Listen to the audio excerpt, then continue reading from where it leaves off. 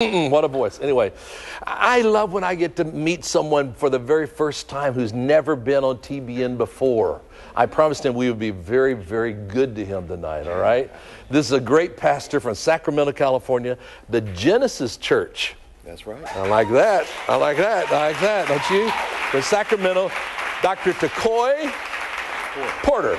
It's this wonderful man. I want you to welcome him to TBN right now. Come on, do it, would you? Bless you, my brother. Thank you. Good to see you. Thank you. Glad you're here. Glad to be here. Glad to be here. Now, before we talk about your book, which I want to really talk about your book tonight, but before we do, you were a businessman heading up your own little deal, have your MBA, all that sort of stuff. All of a sudden, your father... Did your father die? Yeah, he passed away. Okay, so he started a church about, so it's about 9 years old. He passes away, and all of a sudden, the church says, son, here, businessman, the mantle is on you now, right? Yeah. Well, it came on me and my brother. Yeah. And my brother was already working in the ministry. My mother was working in the ministry, but then they also needed me to come in and help with the leadership. Help get the thing going. And keep it going and continue the flow of the ministry. So you're a businessman. You come in, the very first thing you do, you start looking at the business aspect of it, and you're saying... Right, well, I'm counting the numbers, I'm counting the costs and everything, because, I did pretty well in business. I had a six-figure position with a major university. I had 300 people who reported to me through levels, and I was traveling across the country. And, I'm the preacher's kid that really didn't want to become a preacher. You were thinking you had avoided that, right? And I love the Lord. I didn't, I didn't want to be in church or anything like that. Actually, I was highly involved in church. I was my dad's assistant co-pastor at the time. But I thought, okay, maybe that's it. But the Lord drafted me in. That's great. He drafted me in, and he said, there's a greater work for you to do. Thank God. And ultimately, you resign your post of that 300 folks you're ready, and you come to take the church on full time, which is great. Now, so I'm trying to bridge real fast to get to your book, is what I want to talk to you about, right? But so once you get in there, you realize financially, there are a lot of things that you're seeing that Christians just don't know. Right. And again, it's kind of coming from a business perspective where I'm dealing with numbers all of the time and with money, large sums of money. And one thing I noticed was that there's a lot of people in our pews, in our congregation, that love the Lord, but they don't understand how loving the Lord relates to having money. And they really believe there's an evil or something wrong with having money or using money.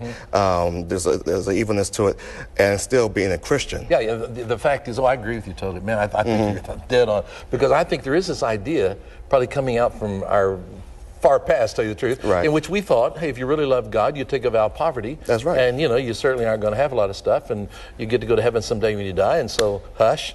And, and get on through this thing, right? Exactly. And just make it, let the Lord provide and everything. And what happens is that, people come in and they love the Lord, they shout, they worship really hard, but then they go back to the same financial problems. On the same, how do I pay my bills? Yes, I felt the Lord today, but then I'm still worried about that, the rent, the mortgage, whatever it is, and I'm not sure. I don't have the answer. And I really believe that the church should be in the forefront of providing such answers as these. I agree with you totally. So out of that then comes this book, which is called Releasing Your Inner Treasure. What a great title. That's a good title. Releasing Your Inner Treasure.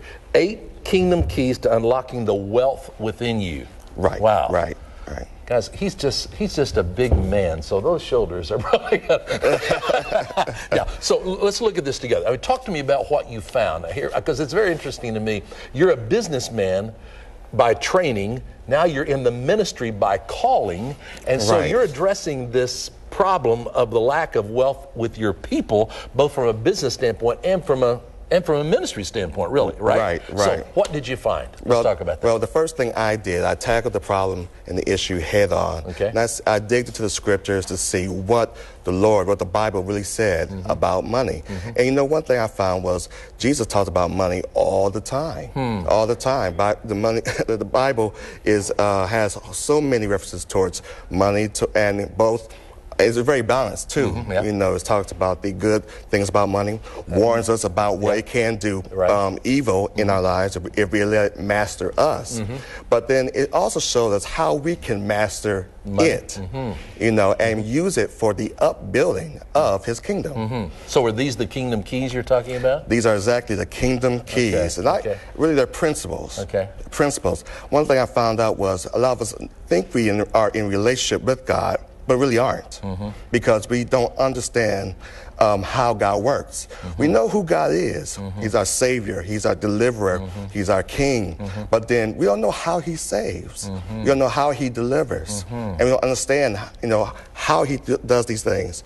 And these are the principles, the kingdom keys that unlocks heaven so that we may experience heaven on earth.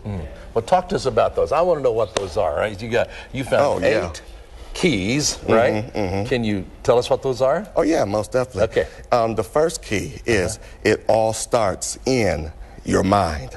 It all starts in your mind. We are the fruit of our thoughts, you know. As a man thinketh in his heart, so is he. And so a lot of us believe that we are supposed to be broke. You know, we think that. You know, that's been our experience, right? That's been our experience. Well, it must be the will of God, right? It must be the will of God, because, you know, I pray for money, and it doesn't show up. It doesn't rain down. I even tithe, and it doesn't come like I think it should come. But we have to start changing our mindset and start really understanding that we are worthy, that God really wants us to be blessed, and there's a purpose for our prosperity. There's a purpose for our money. You know, God. It's almost like giving yourself permission to have money. In a way, it is what you're saying. Oh, exactly, exactly. You know, and God does not mind you having. You know, God is not a jealous God in that way. In that He doesn't. You know, He's not like jealous of our cars. He's not jealous of our homes or anything like that. Nice car. Yeah, exactly. You know. It becomes an issue when we start placing those things before Him. Yeah, of course. You know, but anything. But as long as we don't do that, then God said, use it. Use it for my kingdom. Use it to be a commercial unto other people. So that's the first key, you know. So how did you get people, how would you teach your people, how are you teaching your people to say, okay, this is a mindset that's keeping us squished down here. How did you begin to say, okay, this is how you get free from that and begin to renew your mind? What did you tell them to do? Well, I just started telling them, you know, I actually went through these keys, these principles, and I talked about how there's a miracle in your mouth. That's another kingdom key. And I talked about how you can speak words, how your words frame your world. Your words frame your world.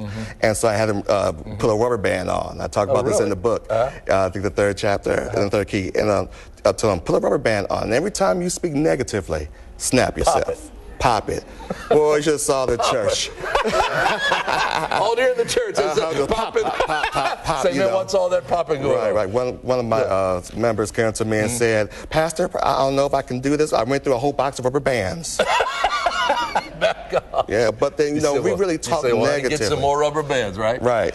In this deal, I looked at this before the show tonight. You say in this, it begins in your mind. You say, or in your mouth, you say, these are the negative things. I can't afford it. Right.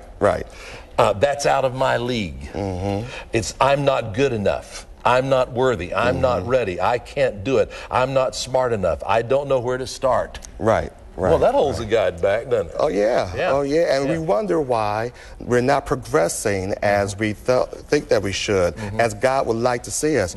We snare ourselves by our mouth. You know, it says that the power of life and death is in the tongue. Right. I say choose life. Yes. Choose life so that others might live through you. So you're telling your people then, I mean, to begin to make positive confessions, begin to say, that's right. I can have wealth. I can have, that's what you're saying. Right, and I like myself. I'm worthy.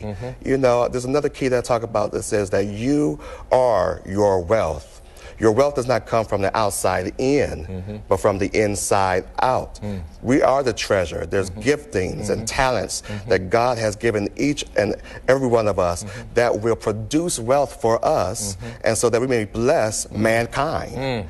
but we have to look on the inside. You know, we're looking for our salvation and deliverance always outside. On the outside. But God said, I placed that in you. I have given you the power to get wealth. And if people just would tap inside of them and just watch God, let God use them, let God really work through them and get out of their box, stop worrying about what other people are saying about them and thinking about them, because you're going to get criticized when you start to produce. Yeah, you are. And everything. But then you have to allow people, you can't allow people's words to snare you and start making you doubt the gift that God has inside of you. That's good. So you are your wealth, and you got to go ahead and just show